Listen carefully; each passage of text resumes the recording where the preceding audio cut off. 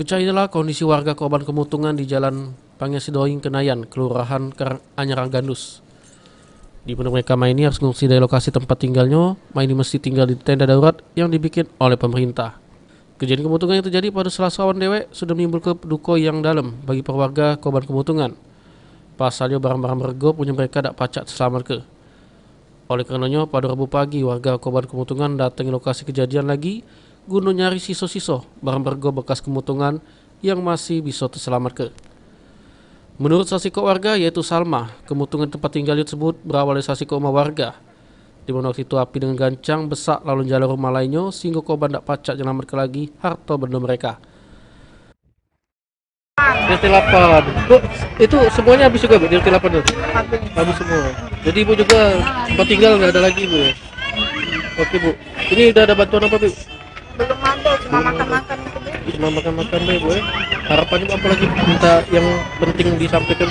Harapannya bantuan Pak, minta kalau pajak dibangun ke pondok-pondok aja juga. Oke. Banyak anak ada nih Pak, kesian. Tinggal di mana? Pakaian juga habis Bu. Ada yang dapat, ada yang tidak. Sementara itu Riki Pernadis selaku Camat Gandus yang ada di lokasi kemutungan jelas bahwa pihak pemerintah sudah menyiapkan bantuan bagi para warga korban kemutungan. Namun demikian dirinya masih berharap sama warga lainnya supaya ngasih bantuan sama para warga kemutungan ini karena masih ada banyak kekurangan. Jadi di sini ada dari tim kesehatan, ada juga dari dinas sosial dan dapur umum, ya, ada juga dari kepolisian.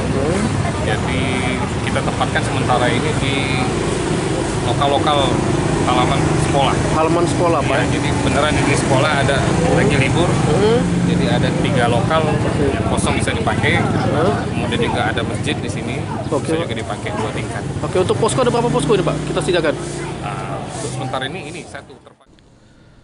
Sampai sejauh ini dari data yang ada sebanyak 59 rumah lalu 84 kakak sudah kehilangan tempat tinggalnya.